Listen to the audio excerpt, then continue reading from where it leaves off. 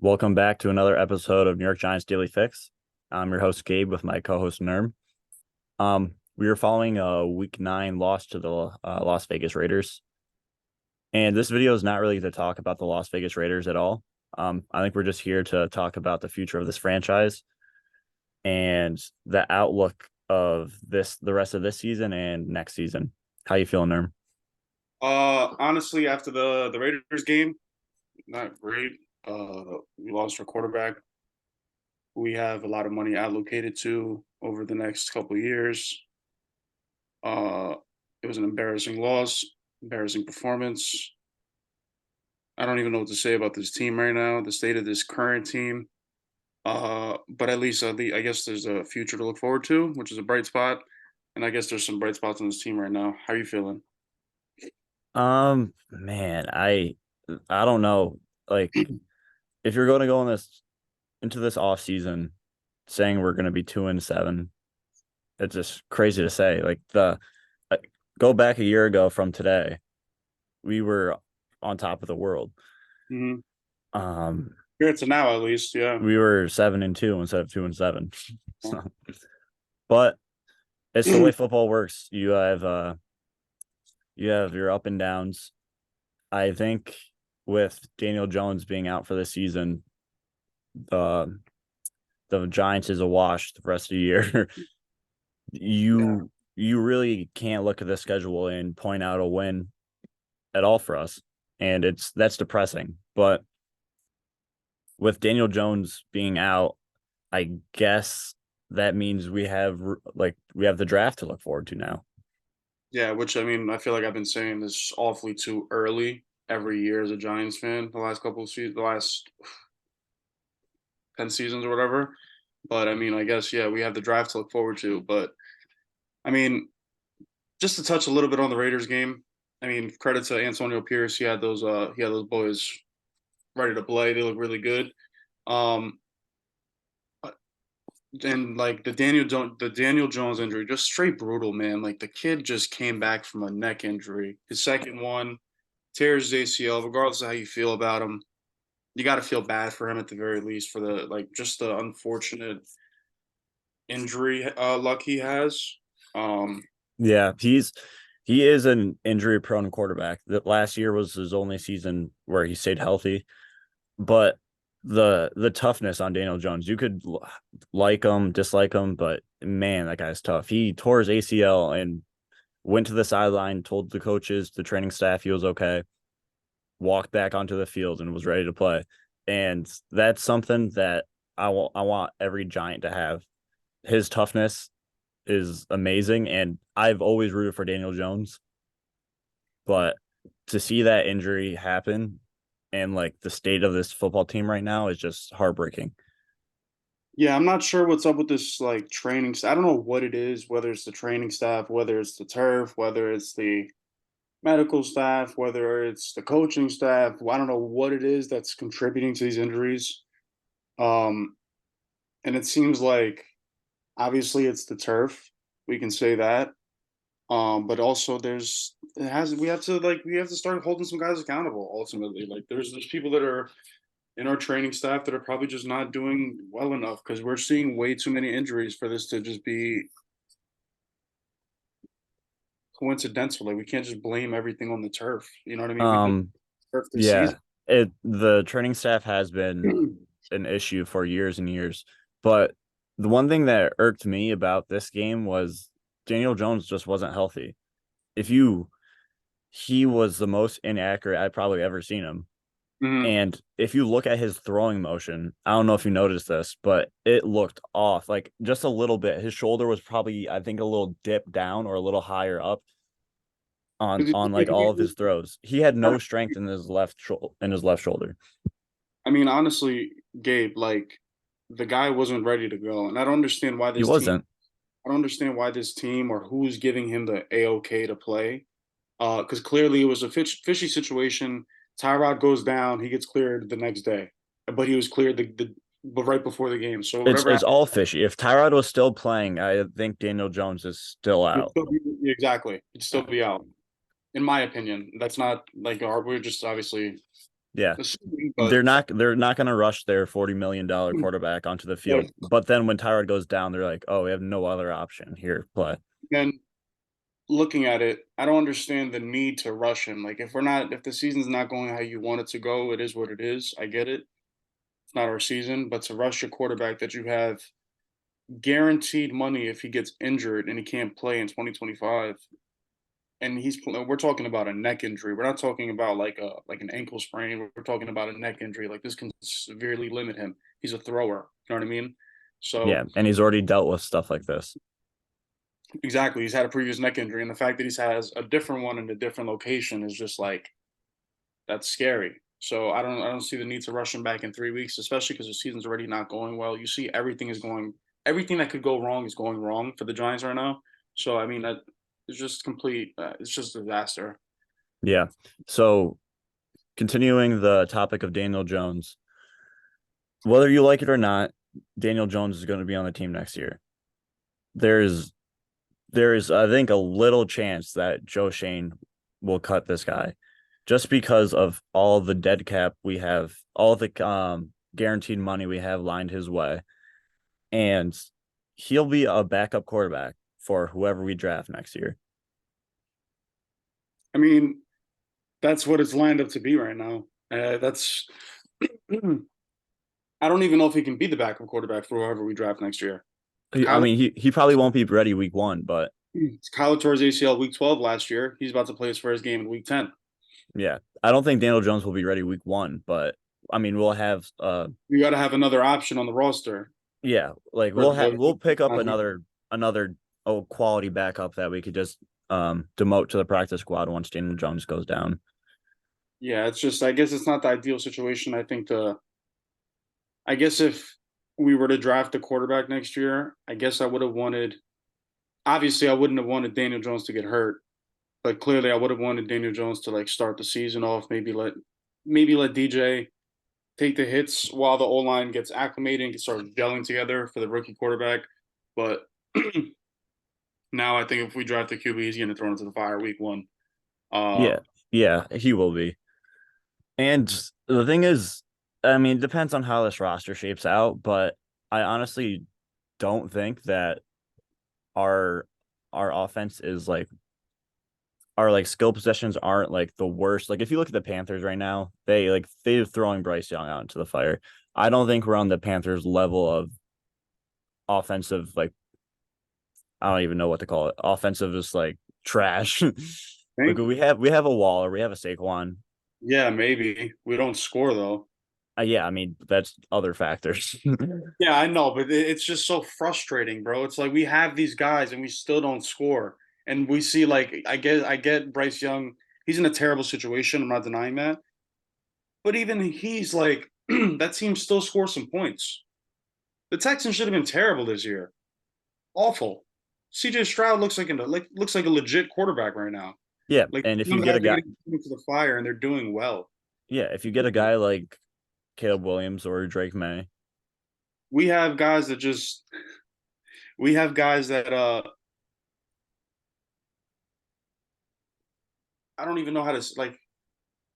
We have all these guys that you name. We have a Waller, we have Wandell, we have Saquon, we have Hyatt, and we can't even score 20 points a game. Like we can't even score 14 points a game. So, yeah, yeah, um, yeah. But if well, I contribute that. I think the wide receiver core has been okay for their situations this year. Obviously, no one's getting 100 yards a game, but we have other issues. Quarterback play has been kind of awful this year.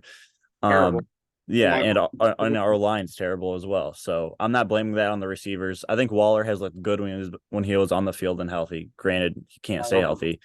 Saquon looks as good as Saquon is. But like if we do get a rookie quarterback, I'm not afraid to start him week 1. Like if I was in the Panther situation, I would be afraid. I would probably start Dalton over him for at least the first couple weeks because right now he looks kind of lost. But I don't think we will be in that situation. I'm fully confident in a guy like Williams or Drake May. I want either of the two. Uh, I think that I think we need to sign Saquon back potentially. He's a leader of this team. He's a leader of that locker room. And if you're going to draft the rookie quarterback, you want to make his life as easy as possible. When Saquon's in that backfield, teams respect it, regardless of whatever anyone in this fan base's opinion is. Yeah, it'll make our rookie quarterback's life so much easier. Want to make his life easier, and then obviously you continue to address the offensive line. You continue to develop those guys, and you obviously address the coaching staff uh, woes. You fire guys that need to be fired. You address that because clearly there's some disconnect in that locker room somewhere along the lines. I don't know exactly where it is, but we can see that there's something's not meshing well in this offense. I don't know who's to blame for this necessarily, but that's besides the point. Um, Daniel Jones is the point right now after that game. Honestly, we lost, but we're 2-7. We're not a good team already. So I wasn't like it is what it is. I wanted to win. I was expecting a win, but we lost our quarterback who we have a lot of money allocated to, which is just Yep. really frustrating situation. Yeah. It sucks. Daniel Jones is my favorite player on this Giants team, him or Saquon. Um, yeah, and it hurts when you like invest so much in a guy, like financially and emotionally. But I hear you, it's bro. I it's was time there. to move on. I mean, Daniel Jones has look it's just his worst year he's ever had on film and on paper. We But gotta. Sorry, no, continue. you're good. You're good. I was gonna move on to the draft. Yeah, I was gonna say. Damn, I forgot what I was gonna say now. We could talk about Daniel Jones' contract real quick. Yeah, let's pull that up. Oh.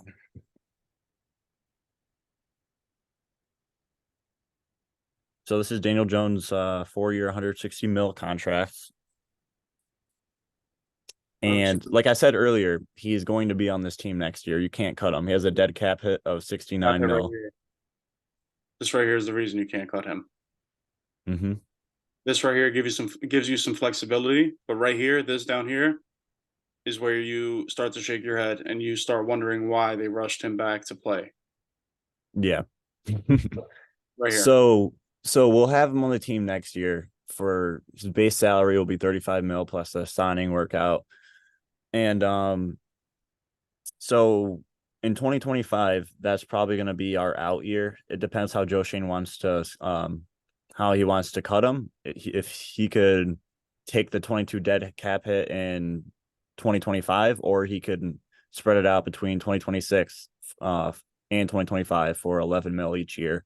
Which recently, the way Joe Shane has been doing it, he's been basically eating all the dead cap hits straight up. I think he ate the Kenny Galladay's. He's basically doing it for Leonard Williams. So it looks like 2025 might be the last year for Daniel Jones on this team.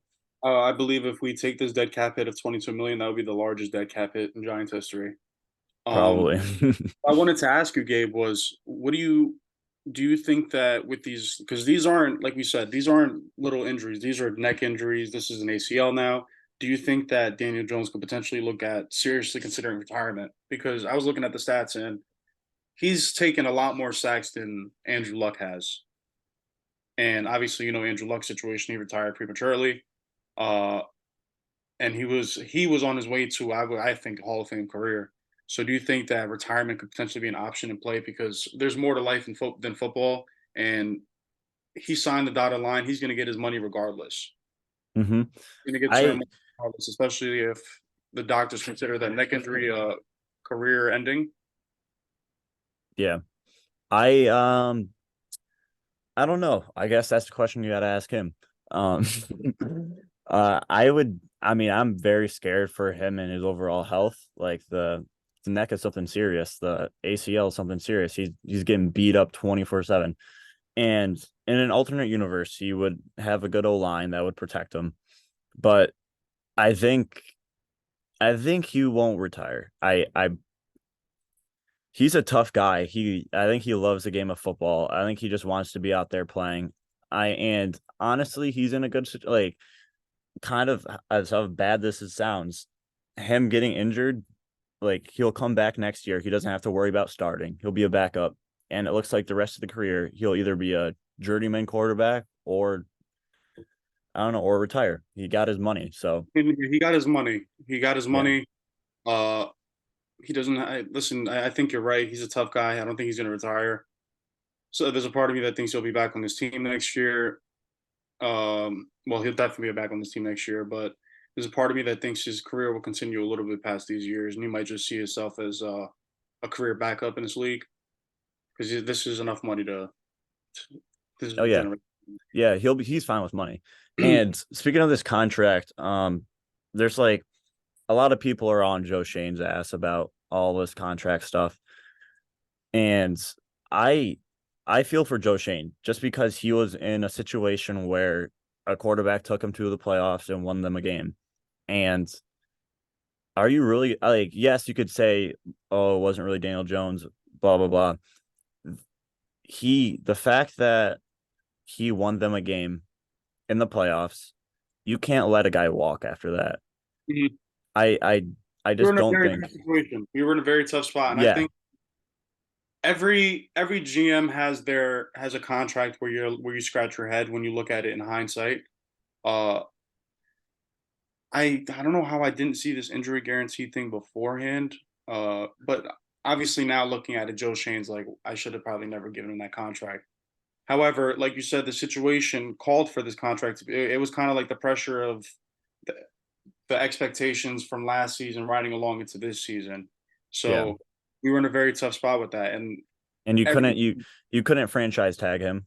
what are You you gonna couldn't. do? Not go 9-7-1, and then literally let the two guys that were a big part of the reason you were 9-7-1 walk? What's your answer for that?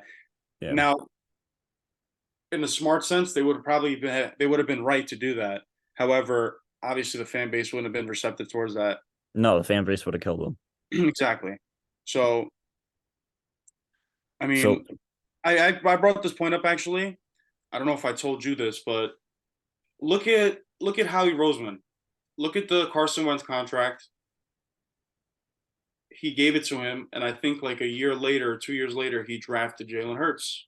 He was able to move up the contract. Like it's a possibility. You can there's ways to maneuver. Like you can if you're a good GM, you'll find a way. And I think that Joe Shane, although a young GM, he will be a good GM and he's going to continue to find his way. I don't think that firing these guys after 2 years because they gave a quarterback a big contract after a big season is the way to go about it. no, I think Joe Shane is going to be locked for GM for a while, and I also think Brian Dable is going to be here for a while. I don't think the season really has much. Obviously, he has some questionable like decisions, but I also feel for his circumstance for the way this team played out, the way this roster is played out, and going back to this cap hit, I I kind of like the way Joe Shane structured this. I do. I if I personally wouldn't have gave Jones 40 mil, if he was up, I would have drawn the line probably at 35 Yeah, I and agree. say no more. But like this move by Joe Shane won't set us back decades, you know? Like it Yeah, won't set us back 10 years. Like it will hurt us for probably the next 2, 3, but we'll be fine. We'll live. what I will say is though, now with this contract obviously on the table and on the books, Joe Shane has a smaller margin of error with his free agents, with his draft picks. Like now's the time to hit. Oh yeah, Mike, now he's on a radar now. yeah, Micah McFadden is blossoming into a young stud. Cordell Flott is another one. Those are two guys that were obviously third round and fifth round, third and fifth. Uh, DJ Davidson looks solid. hopefully him and Jordan Oh, Riley continue. oh, okay, looks solid. That's a good signing. Like he does some good things, and he does a lot of low risk, high reward stuff, which I kind of like. And there's not many moves I dislike that he makes. Like, But I mean, and then obviously like maybe the handling of the Saquon contract, but that was the situation. It was just, they went to it went down to the wire and they had to get something done. Unfortunate. But yeah, so this is the DJ contract. I think 2025 is the year we see us get off of him. mhm, It's a weird situation. very weird situation, honestly. Yeah, I know if he's on the contract the fifth day of the third year, he's guaranteed a certain amount of money. Yeah, Yeah, so the third year of this contract, we need to cut him within the first 5 days. Yeah, fifth league day. What is that? That's like June, or is that? I want to say it's March or April. Oh, is it that early? I want to say that's the first day of the league year. Yeah. Because that's the same thing we did with Kenny Galladay. Yep. No, we he was a. Oh, we released him after. I want to say actually Kenny Galladay might have been a pre-June 1st cut because of either he was a pre-June or a post-June cut, and the only reason he was that is because Joe Shane wanted to take on his entire dead cap hit this year, not roll 7 this year and 7 next year. He Yeah, wanted to completely up the books by 2024. yeah. You want to get into the trade value chart? Yeah, so So this so right now we have the fifth overall pick. And I mean, by the end of this season, we'll probably jump New England, my guess. We might jump Chicago Bears actual pick, but Panthers have the Chicago's first pick that's up there right now. So I mean, Mhm. not Panthers, Chicago has Panthers, my bad. Yeah. So if you want to root for the Panthers to win some games, if you want to root for Chicago, New England, Rare. yep. He's my And we favorite. we do have the tiebreaker versus Arizona, which kind of hurts. Damn, yeah, that's unfortunate. That's It definitely unfortunate. is. But I mean, if it comes down to it, we can talk. If we're 1 and 2, I think we get the guy behind you. If we're Oh yeah. one, if we're If two, we get we're the guy behind if we're you. one, we're getting Caleb Williams. I Yeah, think yeah. that's the clear cut number one answer. But if we do somehow stay at the fourth, fifth pick, third pick, we need to get one of those guys. We can't let another team jump up Mhm. and grab Williams or Drake May in front of us. And this is just a draft chart to see what our draft capital is for this upcoming year. Like And the value of their picks, huh? the value of their picks, like the Yeah. value of each individual pick. So if we were to end up in this position, if we were to end up staying at pick 5, there is a way with these picks to maybe package and move up to get our guy, potentially sign and trade Saquon, so throw some guys in some deals, throw a potential pick into it next year. Uh, Maybe even a potential first next year would be a good call. I don't know what the value of that pick would be right now, but Yeah, what I'm seeing is say we hypothetically stay at the fifth pick, mhm. which I don't think we will. I think we finish in top three probably, but I could easily see us giving up our first round, both of our seconds, and maybe a sign and trade for Saquon, or maybe first this year, a second round pick this year, first next year, and then a sign and trade Saquon. Either way, I don't see. I keep saying Saquon because I just don't see him on this team for much longer. I know he wants to be a Giant for life, but something's not working out. Yeah, I Like can't. I think everyone is tradable except Kayvon, Dexter Lawrence, and Andrew Thomas. I think, And and obviously Deontay Banks. the two draft classes. Yeah, the basically I the was last two going draft to classes. here before this current staff. Xavier McKinney's gone. His comments, he's been obviously upset, frustrated, whatever the case may be. However, there's certain things you cannot say. There's certain things, and I understand in a frustrating season, things aren't going your way. It's difficult. It's difficult to keep your head above waters. It's difficult to not lash out, to be upset, to not want to blame somebody, but you have to understand that you're in New York. The media is just going to take anything you say and they're gonna chew it right up and they're going to just put whatever they want out there and frame it in any kind of light they want. Uh, and I think he's kind of painting a picture pretty pretty clearly that he doesn't want to be here, that he's not in this plan, that he's not in the plans. Because I saw he had his comment about leaders not being heard on this team, and then I saw Andrew Thomas saying, "I don't really understand where he's coming from." I feel like the leaders are heard on this team, so there's clearly a disconnect somewhere along the lines, and I think that he's going to be a guy that's out of here, and along with a couple other Dave Gettleman guys. Yeah, I haven't been a fan of Xavier McKinney since he got hurt last year, and he honestly hasn't played up to his potential with us.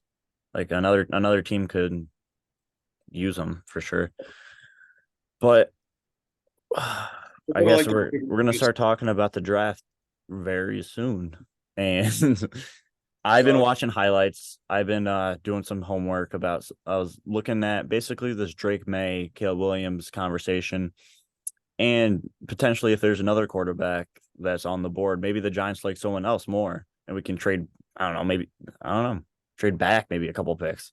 Here, actually, since you're talking, do you want to talk a little bit about some of the college quarterbacks right now? Yeah, if you want to. Because I have a little thing right here. I know USC plays Saturday at 10, or is that, yeah, I think Saturday at 10. And North Carolina is at 1, I think, at Saturday. I'll be watching those games for sure. Like, I mean, these are my two guys this year.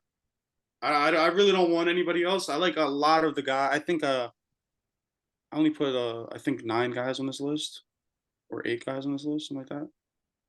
But these are my two guys right here. I only like Caleb Williams and I really like Drake May. Those I are my really two guys as well. I think Drake May maybe He's NFL ready. he might potentially be more of a fit for what the Giants may be trying to do. But Caleb Williams is just so like good that he He's could a good just improviser. He can extend plays like no one else really can besides like Patrick Mahomes. He I like the way he plays just because it's unorthodox to a point where it's hard to defend. And if you want a more traditional drop back gunslinger, like Drake May's your guy. He's also very agile. He can move pretty well. I I like both these guys a lot. And obviously Caleb Williams has solidified his number one pick spot. I don't care if he plays another game in college. I think he's the number one pick. But it's going to be hard to trade up or even get the first overall pick, honestly. So Drake May is some guy that has been on my board for a while. I've been watching a lot of his highlights, and I like the way he's playing, honestly. yeah, I think he's a stud. I like Drake May. I've been talking about him since last year. I don't know what it is about him. I can see a little maybe Herbert in him. I hope that the Giants don't scout by the helmet. They scout by the player. I don't want them to look at UNC and see Mitch Trubisky, Yeah. just Well, like Ohio State, and just see terrible quarterbacks because clearly yeah. that. Well, we've seen like Sam Howell from UNC. He's having some success. And I mean, Drake May, the only reason he's at UNC is because of his family, honestly. All of his family members all went to UNC, all athletes. So he obviously could have went somewhere else, but I think Drake May is a great prospect, and he will go 2 in this draft. They'll both go top two. Yeah, Well, 1 and 2 right here. yeah, I think Caleb's going 1 and Drake's going 2. It's a matter of if we get that pick, because there's another factor into this where let me just where if the teams that are ahead of us are like potentially, I don't know, is Chicago picking a quarterback this year? Who knows? Yeah, who Probably. knows? Probably. You think? I, If they I get see what right I'm here, afraid of. Wait, before you get on to that, what I'm afraid of is because if Chicago has that first overall pick, say they want to keep Justin Fields, that means that whole first round, that first overall pick is up for grabs from anyone in the league. We're gonna mhm, have to pay a hefty price to get that because mhm. like it's open if Chicago wants. And why would they get rid of Justin Fields if you really think about it? If they really think that Caleb Williams is so much better than Justin Fields, sure, then pick your guy and try to get something out of Fields and trade value. But I don't see it. I think they want to stick with Fields. I'm gonna say that the Bears are gonna go Caleb Williams, Okay, you and could say it. the reason I'm gonna say that is because I think they're going to fire obviously Matt Eberflus, whatever his name is, Eberflus. Eberflus. Yeah, Uh, I think they're going to fire him. So obviously a new coach is going to come in. A new coach may want he may want his guy. And if this team is going to have 2 of the top 3 picks, the coach can get his guy. yeah, And he feels very strongly about a certain player, and he thinks that this is what he needs to get this franchise to where they have to be. I can't see why the GM won't obviously listen to the head coach to be hired. So I think it's just a matter of who they hire and obviously what his plan is. But Fields may be the guy. He just may not be the guy in Chicago. Yeah. So I mean, if we are rooting for a higher draft pick, then I guess we got to hope that Fields balls out the rest of the season. Hope that Kyler looks amazing, or just the way Kyler Murray looks the rest of the season, and that New England wins some games, because I don't know if New England's going to keep Mac Jones. I'm not sure if New England continues to lose.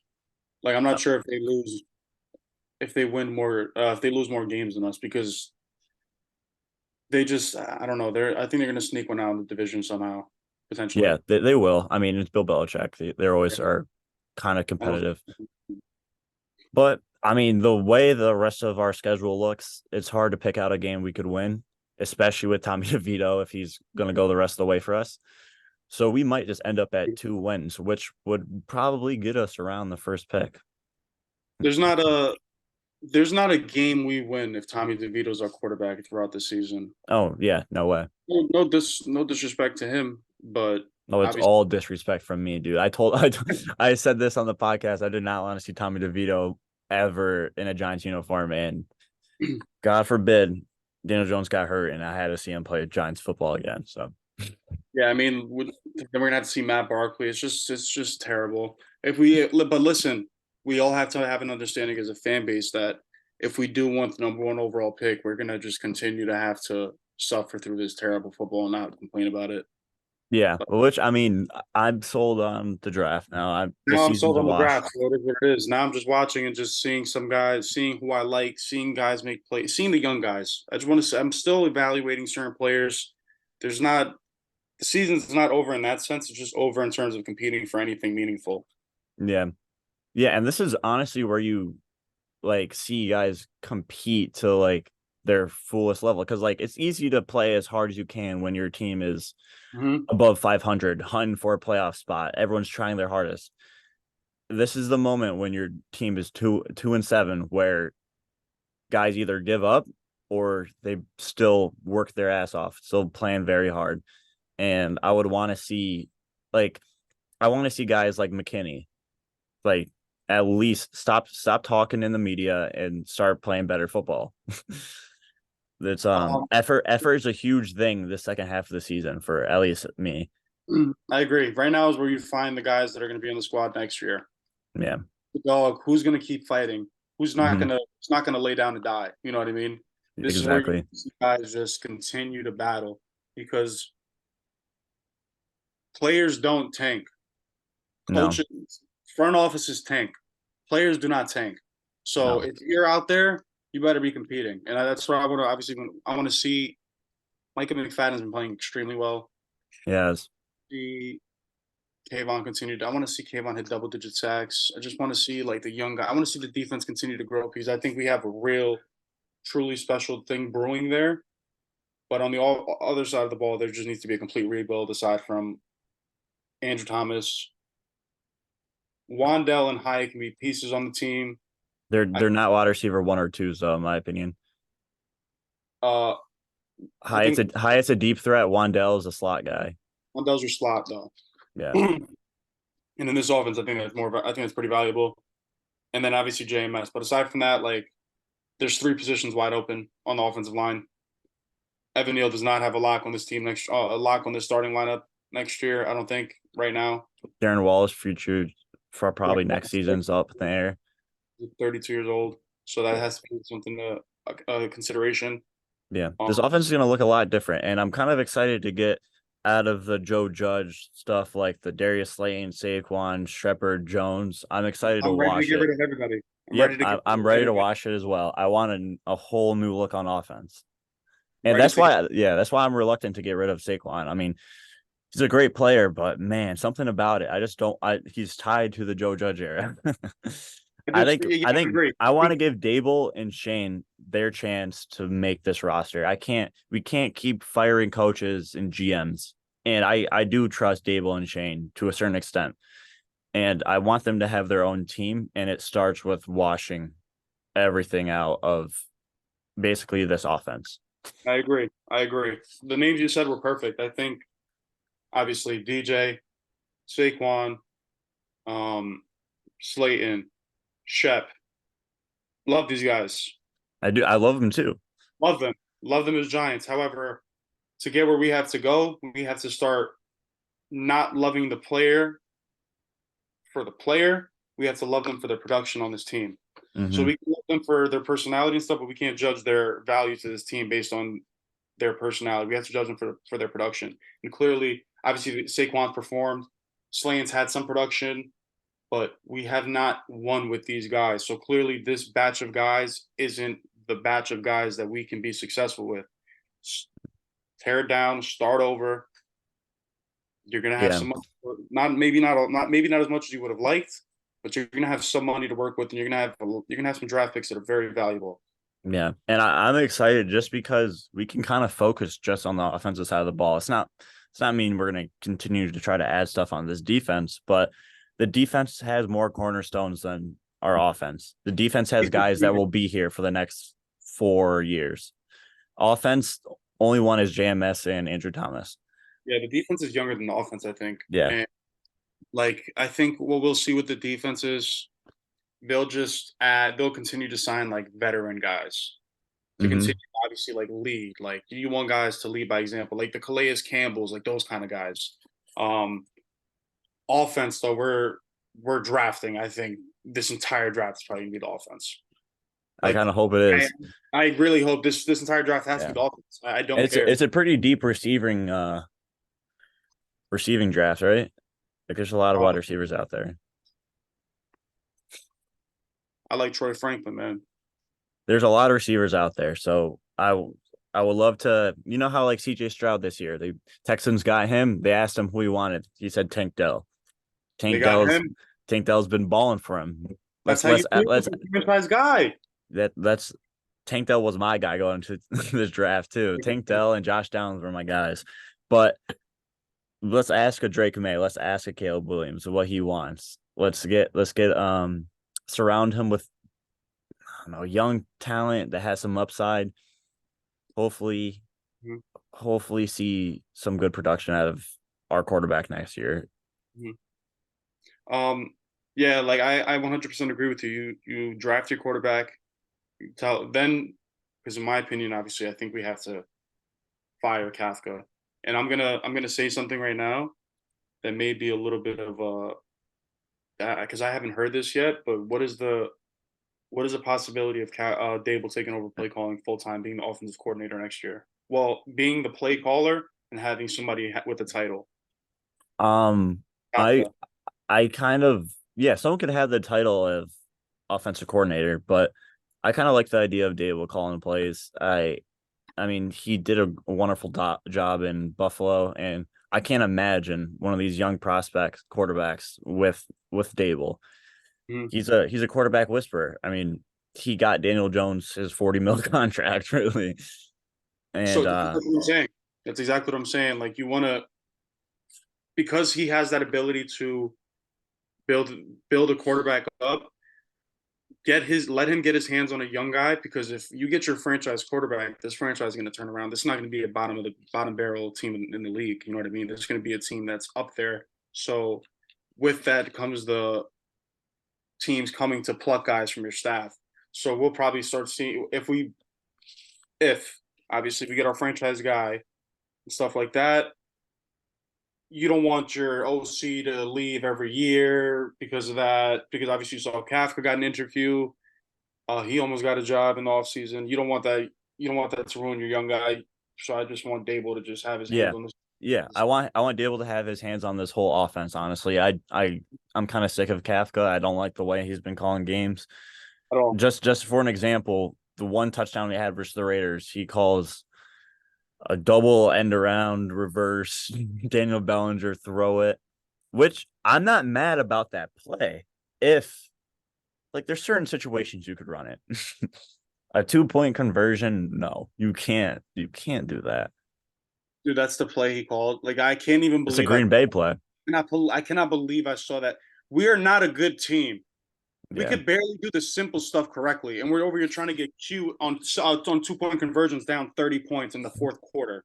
Like I don't understand the like I don't understand the mentality. We Like could barely Tommy DeVito, we can't even throw a slant route. Why did last week we didn't let Tommy DeVito throw the ball one time? But this week we're letting Tommy DeVito throw the ball 25 plus yards down the field. Can we ease him into it? Let him throw some slants? Why does he have to take the shots down the field that Daniel Jones didn't take his entire career here? Like I don't understand. I don't understand. No, last week we didn't let Tommy DeVito throw the ball once, but this week we trusted Daniel Bellinger to throw a 2-point conversion.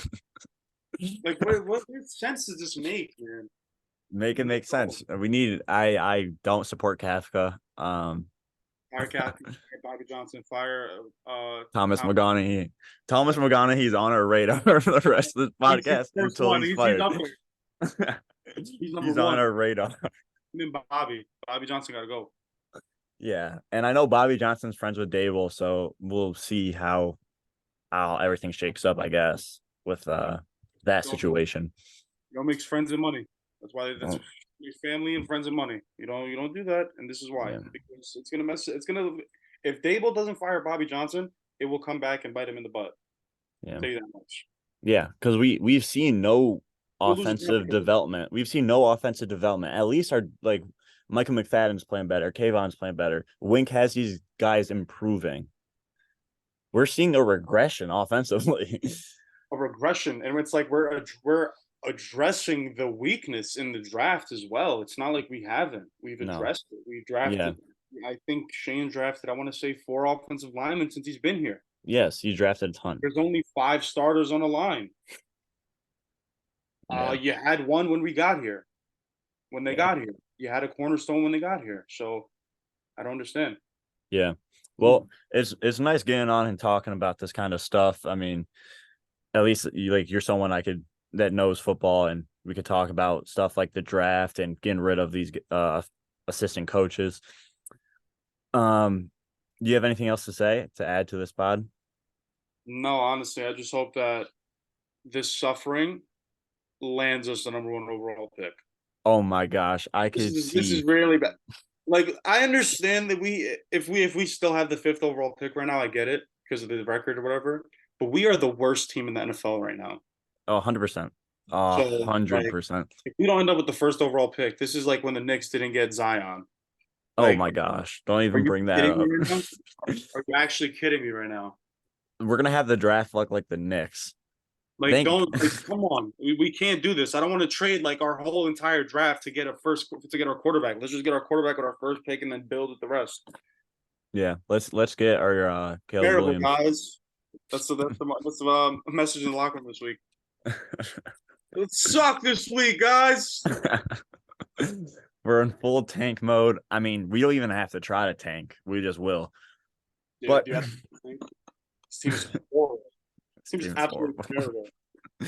Go out there and play your best, and it's like they're actively tanking. Okay, we'll end it here. But so we'll be on. I guess we'll preview the Cowboys game. I mean, there's not much to say, but yeah, that'll be a short video. It'll be a very short video for us. I'll just go on and say like Cowboys 40, Giants 0, because that's going to be the end score. Draft tidbits in there. And then we'll do our weekly picks. We'll upload that probably Saturday or Sunday morning, probably Saturday. Yep. So thanks you guys for tuning in. I hope you guys enjoyed this. We'll see you guys next time.